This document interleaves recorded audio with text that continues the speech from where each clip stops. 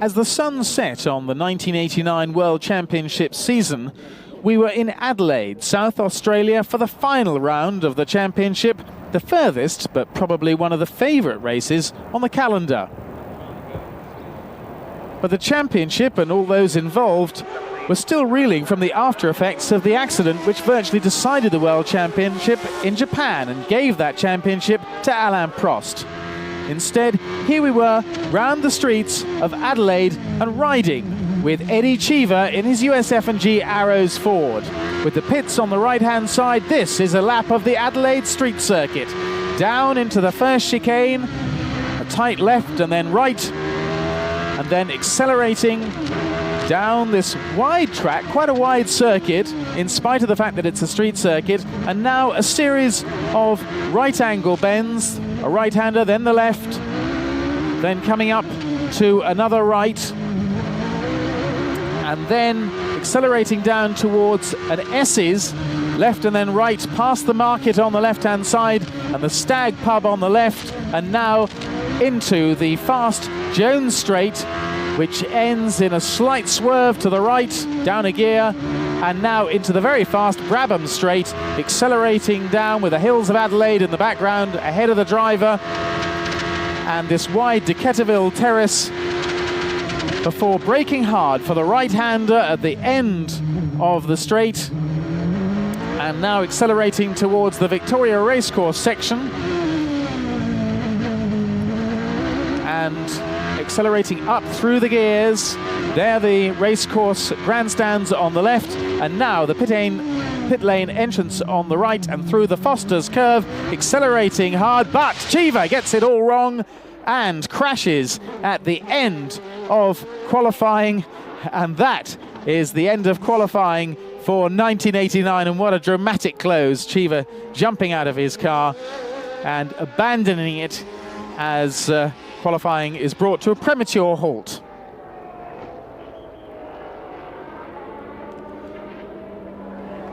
However, race day very, very different. After lots and lots of sun during the last couple of days, it's raining hard and the drivers are all meeting saying we don't want to race. However, the countdown towards the race continues. Alain Prost leading the deputation from the drivers, while his teammate Ayrton Senna sits impassively in his car. However, it's now a rush for everyone to get into their cars because the countdown was continuing. There's Cheever strolling back, Nakajima as well.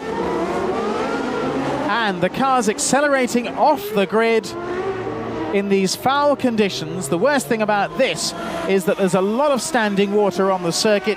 This being a street circuit, it doesn't drain the same way as a normal circuit would drain, and you can see just how the water is standing. And just look at the chaos on the grid as some of the drivers are still being strapped into the cars. That's Nigel Mansell. He's already crashed on this circuit in these treacherous conditions during the warm-up. So has Alessandro Nannini at the far left of your picture. They both crashed on the straight. So bad was the aquaplaning on the standing water. It's not really the water that's coming down, it's the fact that there's so much spray, so much standing water, and that spray just not dispersed. As you can see, there's no movement from the trees, there's no wind, it just hangs within the trees. And there is Cheever, the very last one away, and none of these drivers at the back of the grid are going to be able to take up their rightful grid positions, and there's going to be quite a traffic jam right at the back. Just look at the conditions for Eddie Cheever out there as he doesn't rush too much, I have to say, to catch up the rest of the field, because there is going to be mayhem when those drivers get going in the spray. And there they are, they're on the grid, but there's a limited number. There's Senna on pole position on the right of your screen, Prost on the left, and we're about to see the red flag come on, and they're away, and Prost makes the better start and actually gets ahead of Senna, but Senna coming down the inside and they nearly touch, and Senna accelerates into the chicane ahead of Alain Prost. Martini, a huge twitch in third place ahead of Alessandro Nannini, who tries to get alongside Martini, and then dodges to the other side, but it's Senna leading from Alain Prost. In third place now is Nannini. He's got ahead of Martini. Nannini in the Benetton, Martini in the Minardi, and then Andrea De Cesaris in the BMS Dallara Ford. But it's the McLarens out ahead, and Senna pulling away from Alain Prost. Prost thinking to himself, there are the two Ligiers, a spot of formation dancing for Guyart and Arnoux. But Prost thinking to himself, in that car, am I going to continue? It really is some doubt as to whether he wishes he was the one driver who really did not want this race to go ahead.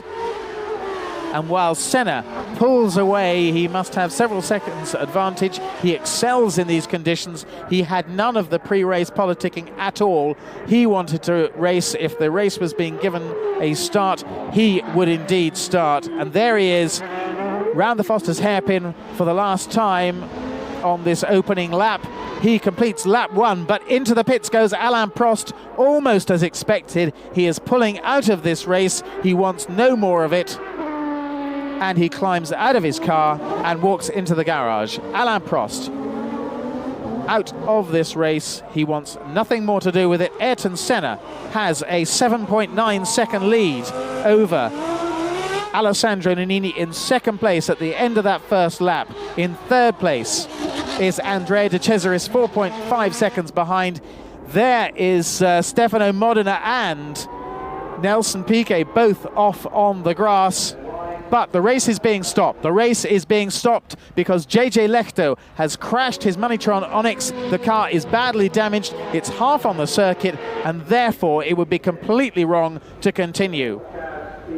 So in spite of that chaotic start, in fact, it was somebody who took the start from their rightful grid position, JJ Lehto, who caused the accident. Ayrton Senna shakes his head, and he appears to be listening to his onboard radio and holding a conversation with his pit. Alessandro Nannini out of his car. So is Riccardo Patrese, who had come up into 5th place. But they are waiting for the cars to be pushed back onto the grid, and there is Ayrton Senna being pushed onto his grid position by the McLaren team, who at the same time are pushing away Alain Prost's car. He is not going to start. This is what it was like from the rearward facing camera in Martin Brundle's car, and just look at that. You can scarcely see anything out of the back. So much is the spray. There's Jean Alesi off to the right, and there he is as Brundle takes his line, and now it's Ivan Capelli who's right behind. I can only tell you that because I have seen this piece of film before, but it's virtually impossible to tell who it is. And he also overtakes Stefano Modena, his own teammate, but just look at the spray coming off. Well, Alain Prost stays in the back of the garage. He talks to Neil Oatley, while Ayrton Senna stays in his car. He hasn't got out of that car now for some half an hour, and the spectators still braving the conditions. It had been so much better the previous 2 days. What a shame, but now we are going back into the restart procedure. We are having an entirely new race. It is going to last, I can tell you, 2 hours, because there is just no way they are going to complete the 81 laps. Prost then will take the start in the back of his garage.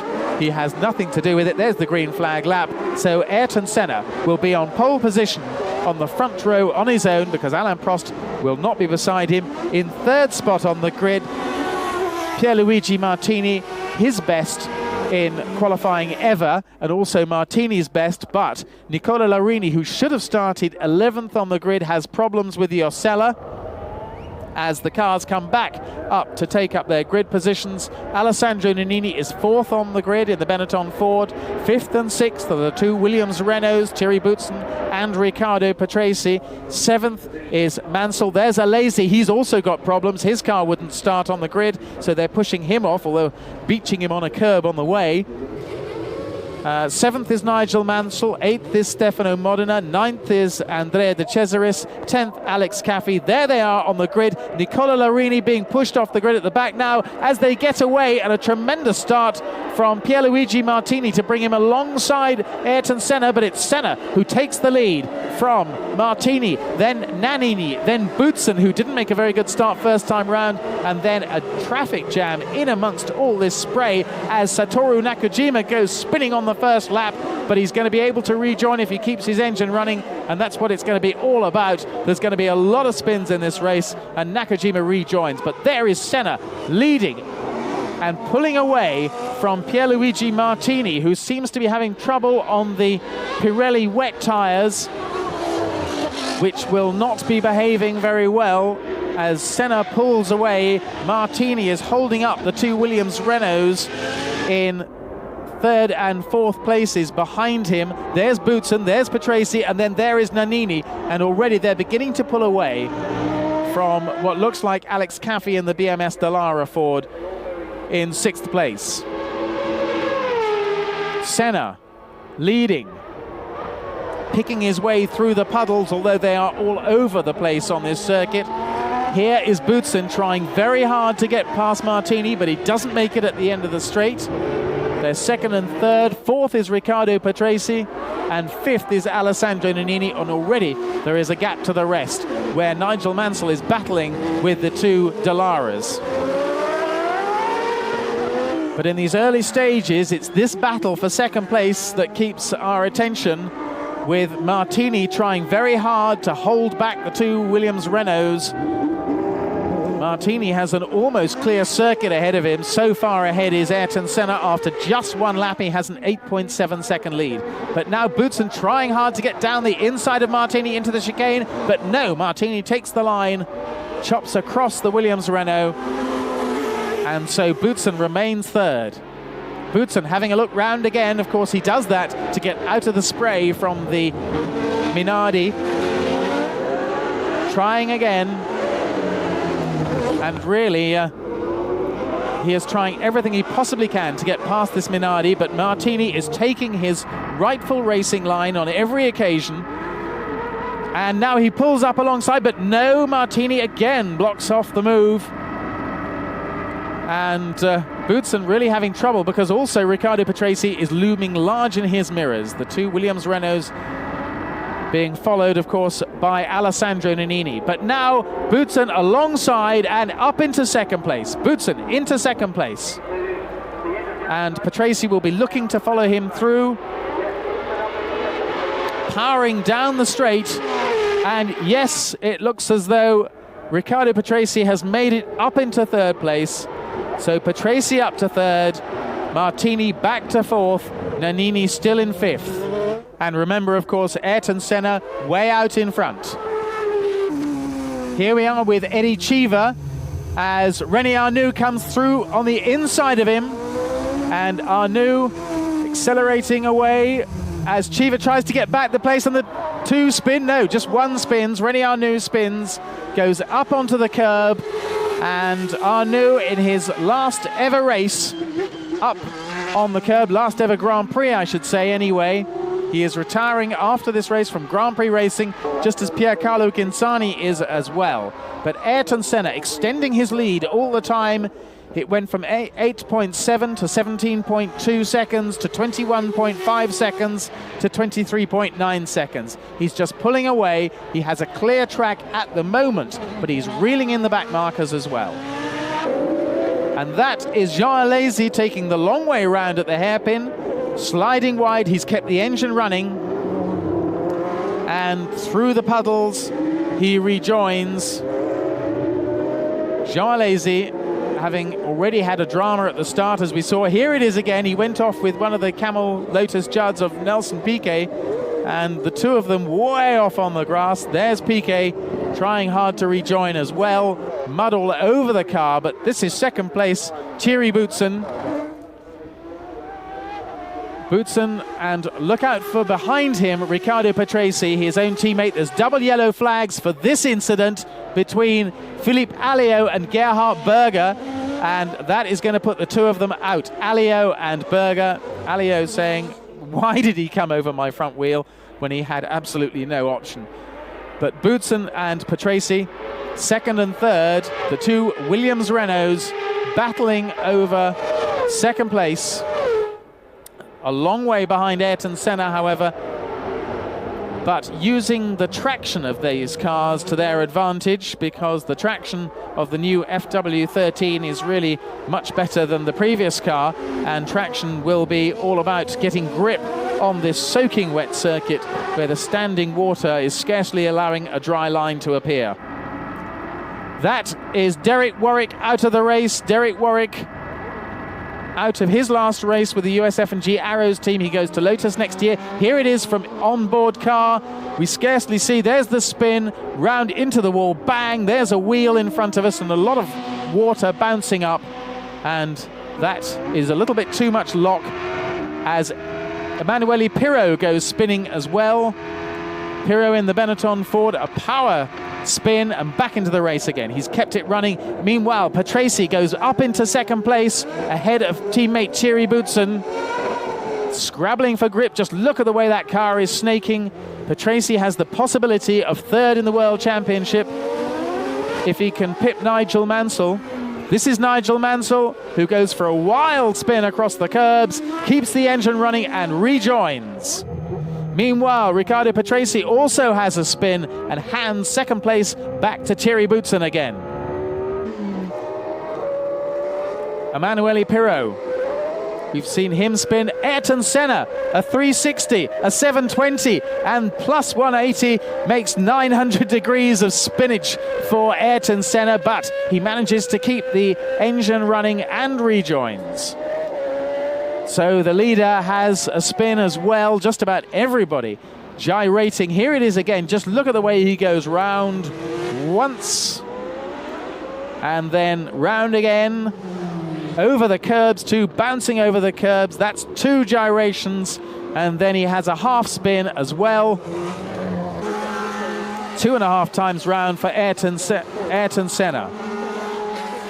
Through the spray, the treacherous conditions claiming cars left, right and centre, and Senna now well in amongst the back markers as well.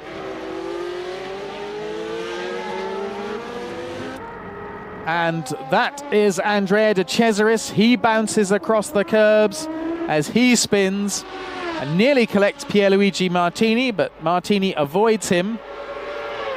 And De Cesaris able to restart. This is the view from Brundle's car, looking backwards to Nelson Piquet. And Nelson Piquet has Ayrton Senna behind him. Senna trying hard to lap the snaking Lotus of Nelson Piquet. And now watch out as Piquet pulls over and we see Senna coming crashing into the back of Martin Brundle's car. A remarkable accident. It's ripped the rear wing off Brundle's car, but look, it's a three-wheeler McLaren now that Ayrton Senna's driving back to the pits. He doesn't want to walk. His race is all over. His championship is all over. It's all over for Ayrton Senna. So Senna driving his way back to the pits, but he is out of the lead. There is Andrea De Cesaris off yet again. And Senna into the pits. Nothing that can be done in the next 2 or 3 hours about that car, and his race is over. Here it is again. Just look at the way Senna just came out of the gloom into the back of Brundle's Brabham, wham, into the camera. And that was the end of that race for both of those cars, both Brundle's Brabham and Senna's McLaren. This man, Alessandro Nannini, now up into second place ahead of Riccardo Patrese. Riccardo Patrese has had another spin and has gone back into fourth place behind Nannini and Nigel Mansell. Mansell up into third. There he is in the background, while Nannini negotiates the Ligier of Olivier Grouillard. And so first is Boutsen, second is Nannini, third is Mansell, fourth is Patrese. Nannini going through the market section, and he will be keeping a wary eye on his mirrors for Nigel Mansell. There's Mansell out of this race and into the barrier, and he is annoyed with himself because he could have had this race won. Just look at his rear wing. That's going to put him out of the race for Nigel Mansell. Suspension damage and rear wing. So Mansell out. That's going to put Riccardo Patrese back up into third place. There goes Mansell again. Just look at the way those curbs, high curbs, launch him across the track and out of the race. He's furious with himself. That's his second accident today. But this man, Thierry Boutsen, out in front, not making any mistakes.